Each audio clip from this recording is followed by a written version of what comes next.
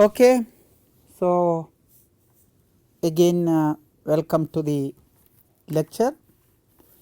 So, in these two talks we are going to briefly giving you some motivation behind the surface integrals, and then we want to again state two theorems, mainly divergence theorems and the Green's theorem. Things are little more delicate, even to state that theorems is not easy, you need some notions, but our course does not now allow to get into all that details, because that is not our aim of this course. So, just you understand. So, we want to tell you the surface measure and surface integration, surface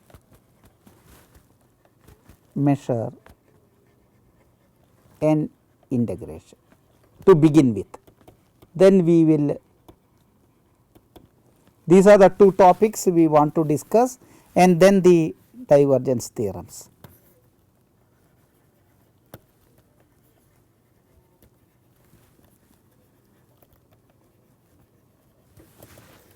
So, in this case, so you try to understand, because we will be trying so the kind of motivation basically. Motivation. So, when you study a PDE, you will be studying boundary value problems, PDE, boundary value problems, right.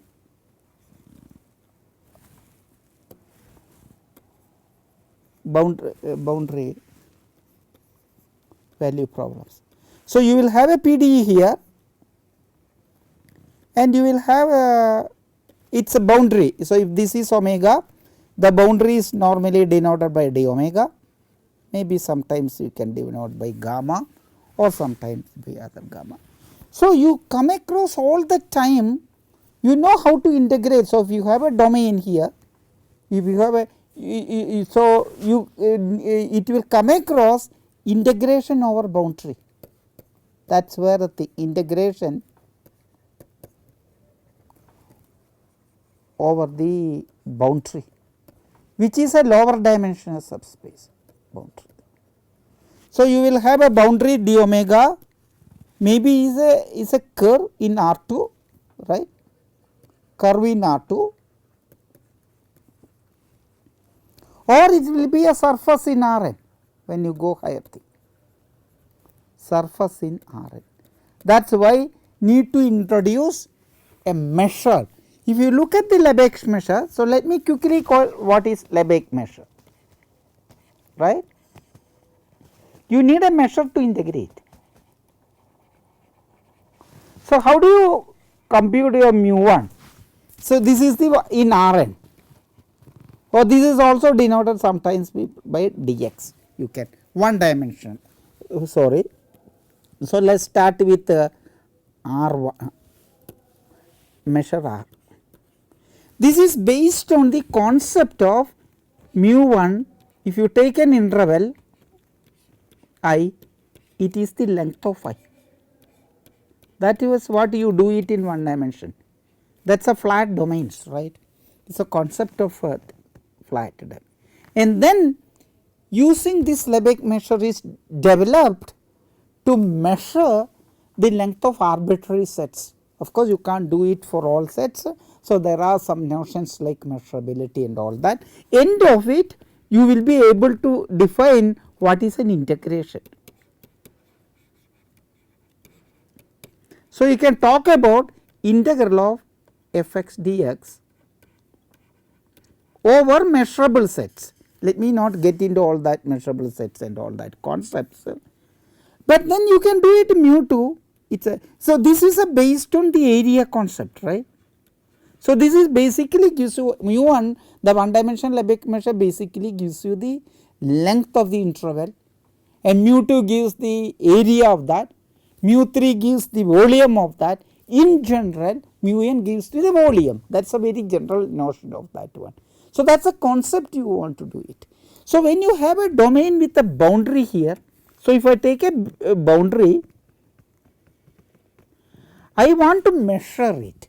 So, let me little more define. So, if you have a curve, the curve can be here, I want to define a measure gamma d gamma here, and if I take any say in the along that set, if I take an arc or a piece of that, say from P to Q, I want, if I integrate PQ, these are all I want it basically. I want the length of PQ. So, you see, I cannot use one dimension, it looks like one dimension, it is one dimension in some sense, but then I cannot use because this is not flat domain which you are doing it. It is not R, R1, R2 etc. It is a curve sitting in R2, or it can be a curve sitting in any Rn, R3, R2, R4, you can sit that curve. So, but end of it the length of the curve you want to. So, you want to, and more generally if there is a function defined here, function f defined on gamma, it is not in R, defined on gamma, I want to define what is f d gamma. This in one dimension you already know that these are all line integral, but then the idea behind that is some sort of a measure which I am going to tell you soon. And more generally, if you have a surface, I want to define a surface measure, and then if I take any region here and if I integrate over that region with respect to ds, I should get my area or volume of the volume or area, depending on, there are different notions of that, and this is what I want to actually do. So, I need to have a measure, I should be able to measure. So, they get the idea of the Lebesgue measure, but then it is what we call it a, in some sense, idea of flattening.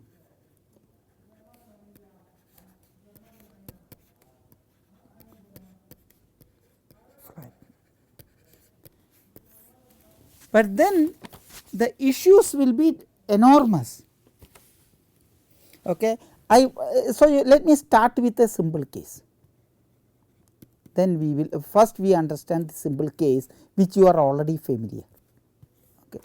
Suppose the curve is given by a function, curve gamma is a graph. So, let me do that. Okay.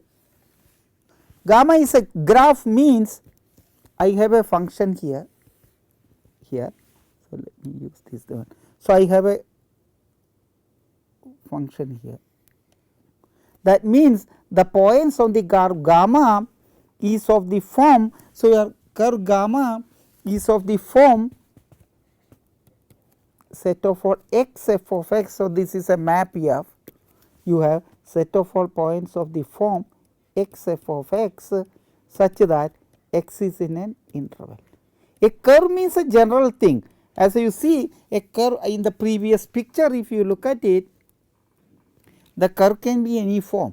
This is not given by a graph, but then what you have studied in implicit function theorem tells you that locally you can make everything as a graph.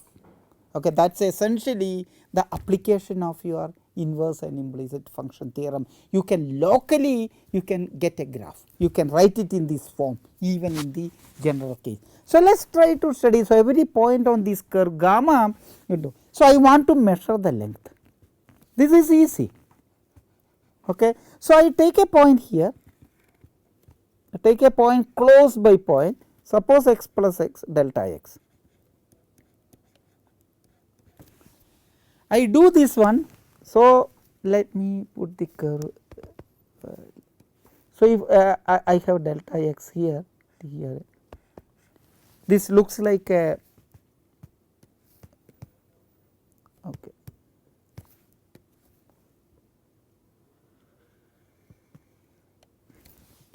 So, I have a x here, I have a delta x here.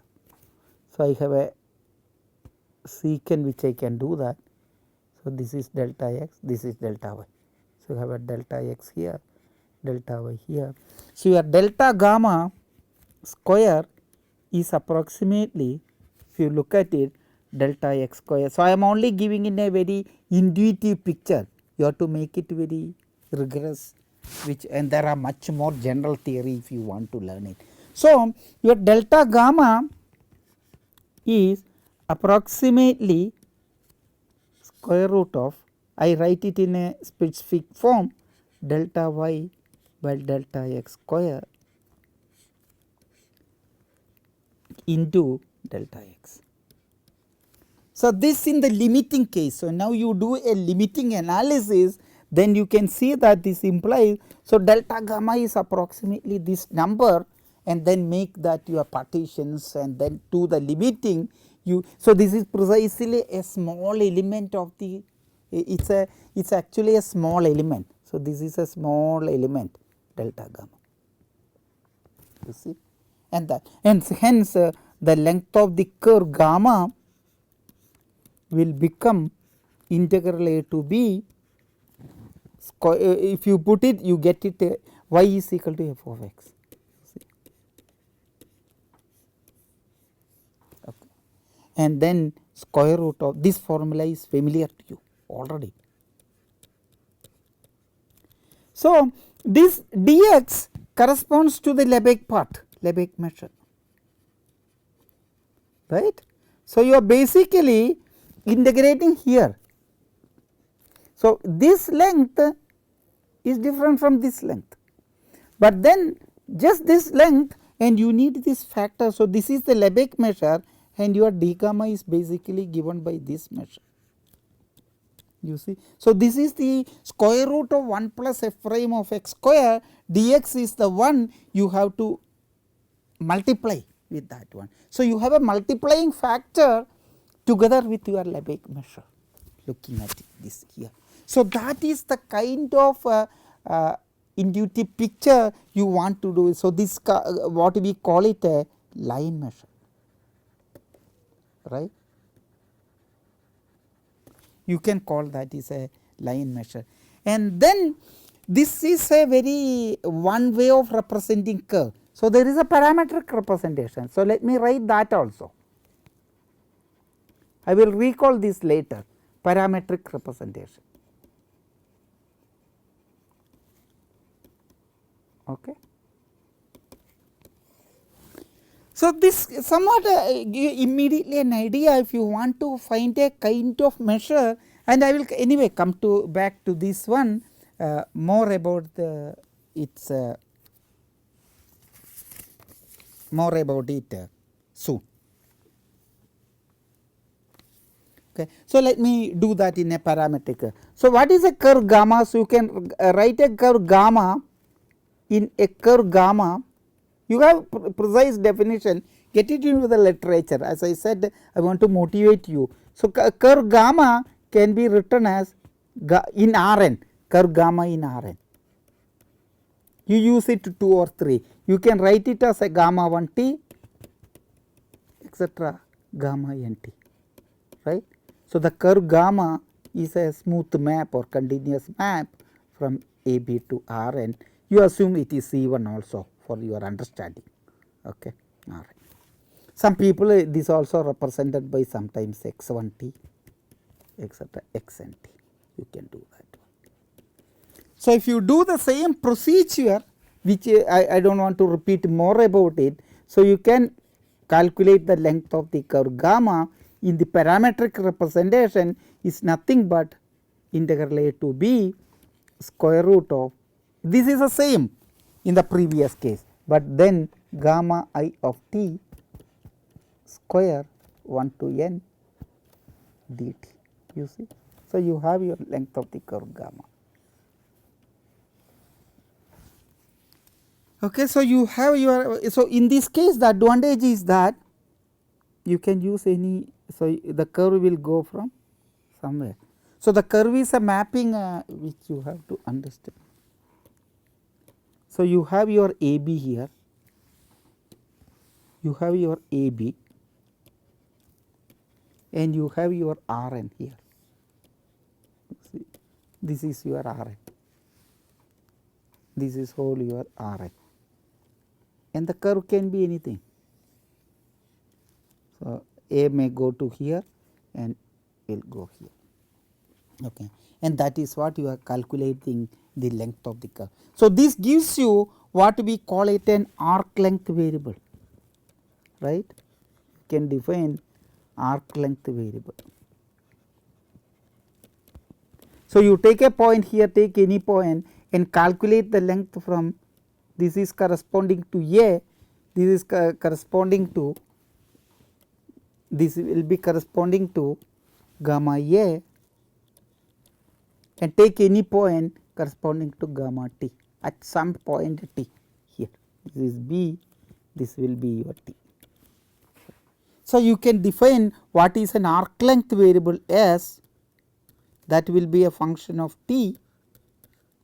This is nothing but you integrate a to t, and this is a one variable integration, you see same thing.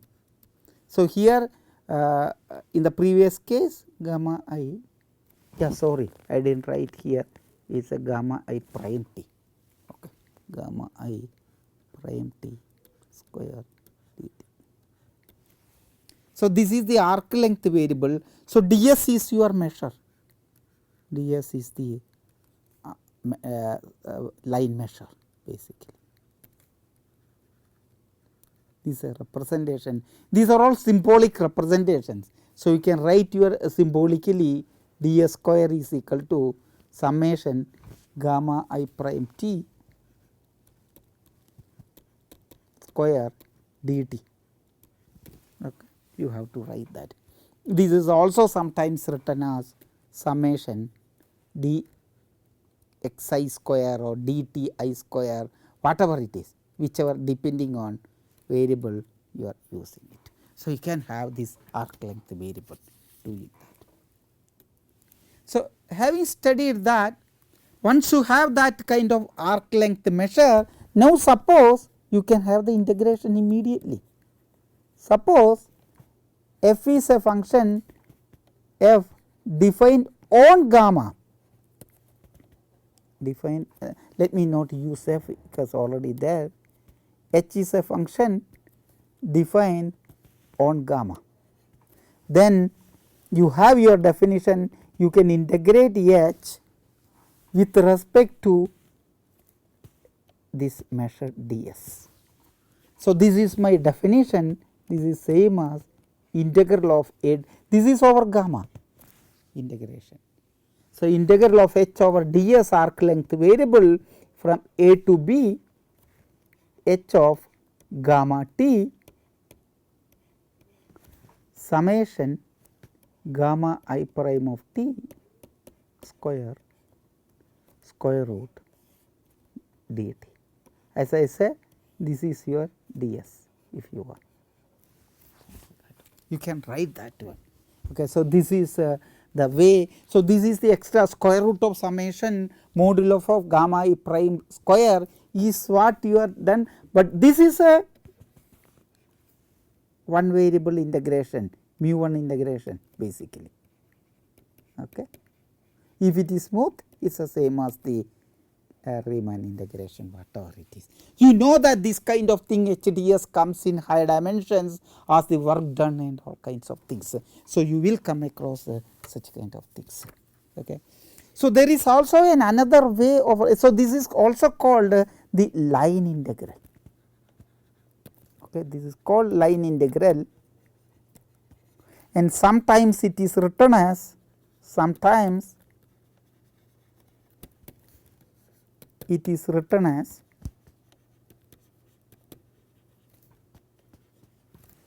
integral. So, you have to be careful with this notation pxy dx plus qxy. I want to write this because this is where I will write my theorem. This is over gamma. So, be careful, the first one is not integrating with respect to x or integrating with respect to y. By definition, this is integral of a to b, where p and q are functions defined on that curve or in a domain surrounded by that one. Integral of a b p of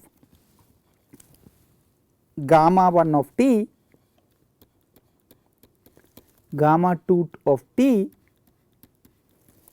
into gamma 1 prime of t. Now, it is a function defined on a b plus q of gamma 1 of t, gamma 2 of t, the gamma 2 prime of t dt. See. So, this is the definition you have to write it. So, the line integral is used this way, and you have to have this perfect correct definition. Keep that the right hand side is an integral of one dimensional integration, the standard one dimensional integration, and that is the way you have to interpret. And okay. So, with that let me go to some surface integral, about more about surfaces in R3.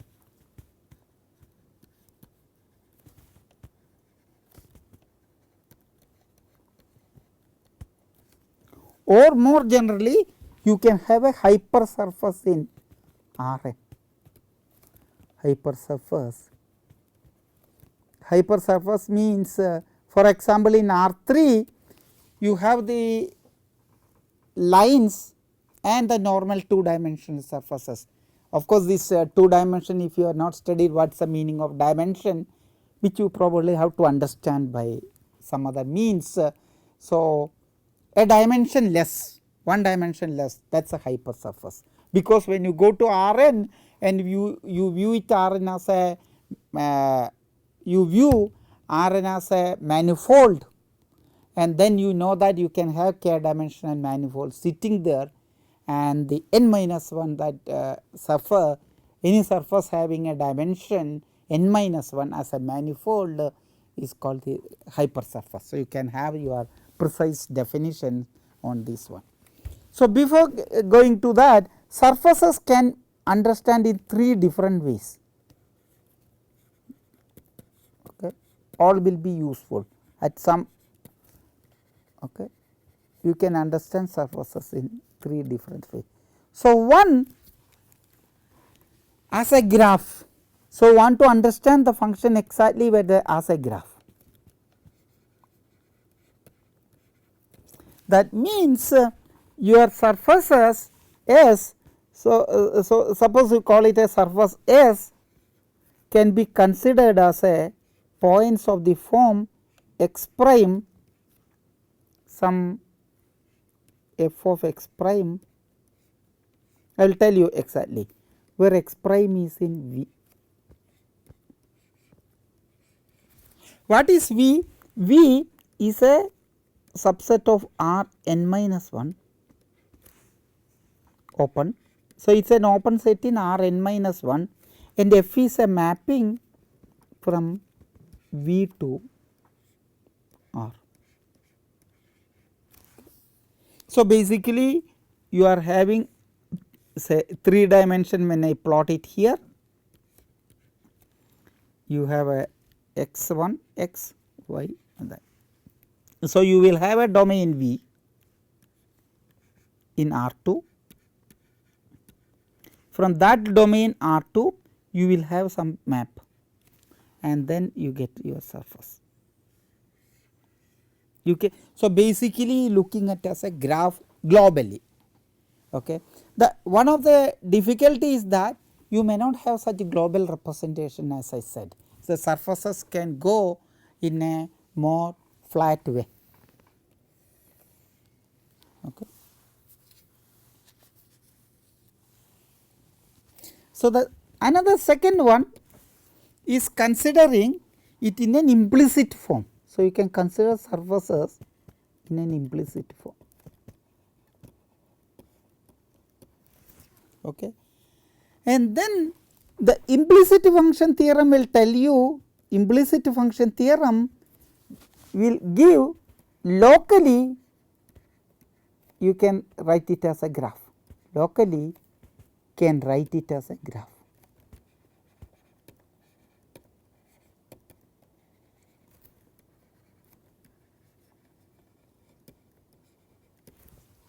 Okay. That is the one thing.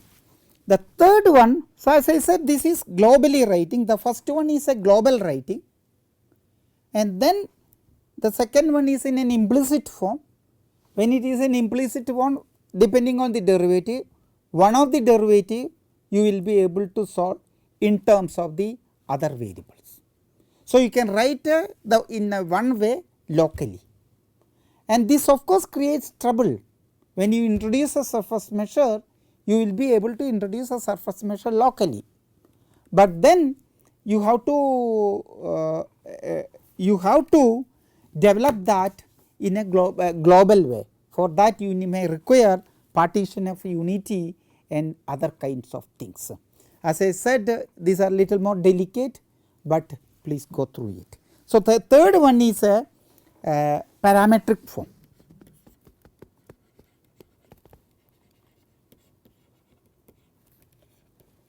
That means you have a surface, it is given by your xi is equal to, you will have a family of functions xi is equal to fi of some s prime. That means you again have a where s prime varies over r n minus 1. Okay. Exactly, when you have a represented a curve in R2, you have gamma 1 t and gamma 2 t, where t is in AB. Here s prime is in R n minus 1, varies, you get points. So, x prime you view it as an s prime, varies in R n, some set in R n minus 1, not varies in R n minus 1. So, that is the varies mean varies in a domain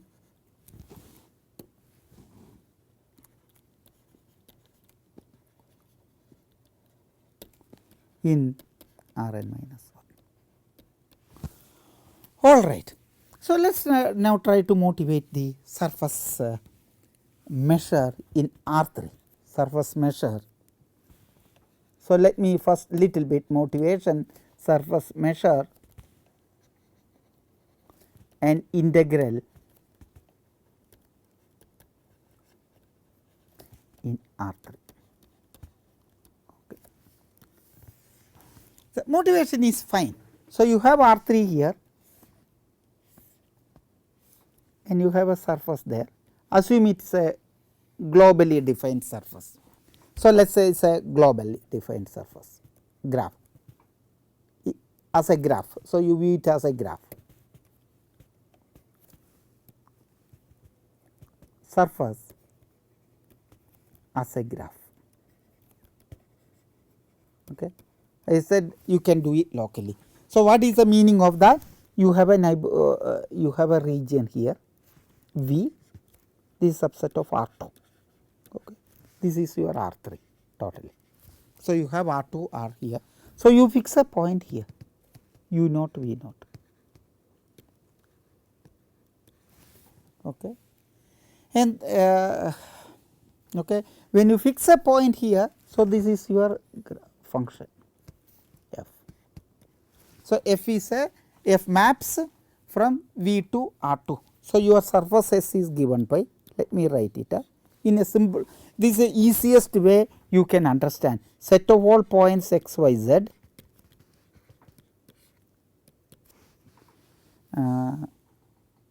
such that x is equal to, or graph or a parametric form, maybe parametric, that is also fine, that is some little more general. So, x is equal to f of u v, y is equal to g f g h. So, you have 3 maps g u v and z is equal to h u v. So, this is your surface. So, your set of all point. So, this u v maps to this surface here. Okay. So, let us try to understand this picture in a one more nice way. So, maybe go to the next page. Okay. With that we will do more later. Okay. So, you have a region here. So, let me note a thing. So, you have a look a small region. So, you have a surface here. What is our whole understanding? You have a surface here.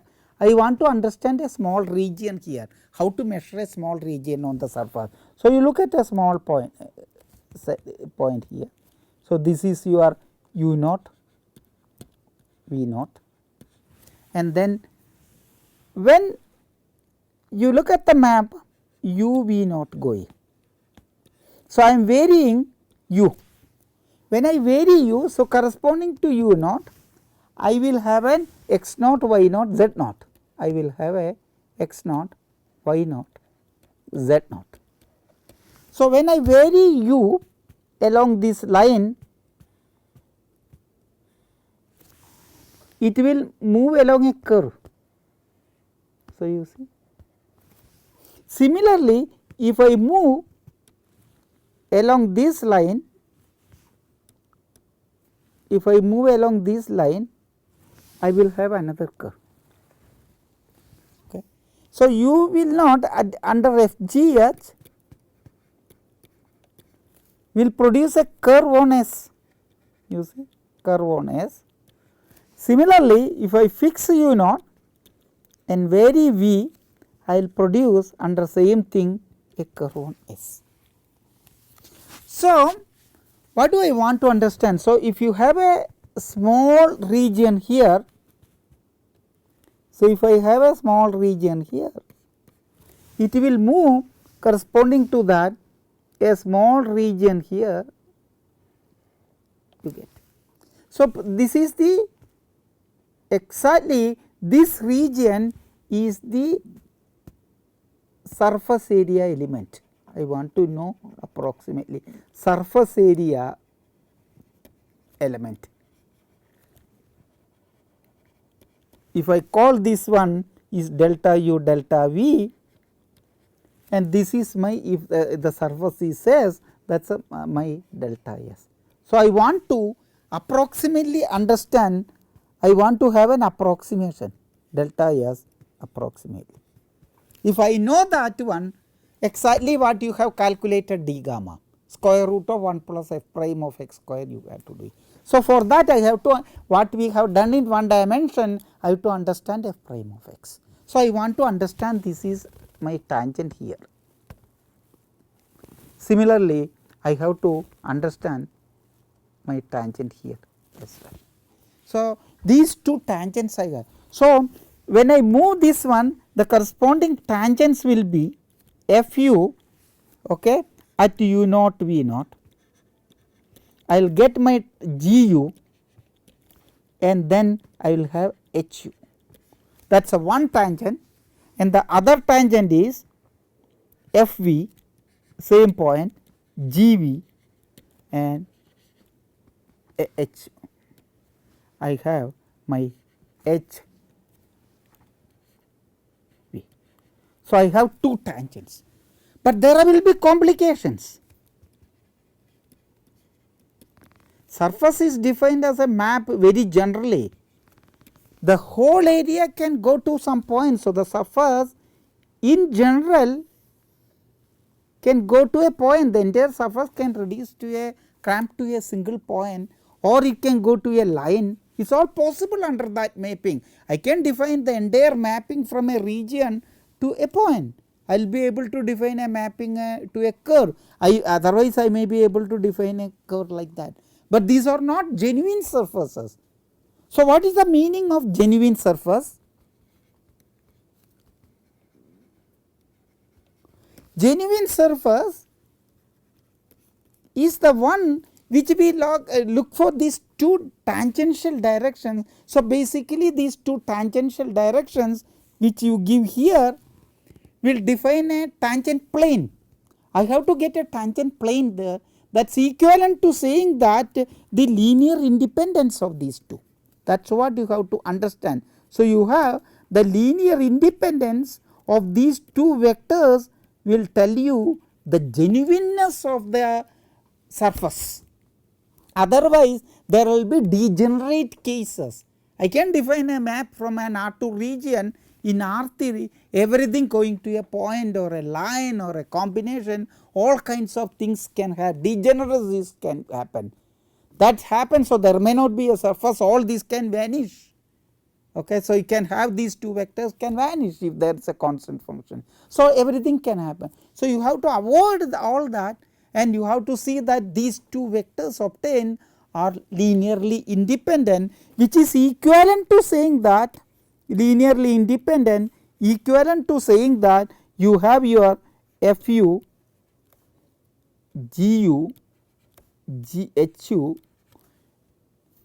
fv, gv, hv has rank 2, has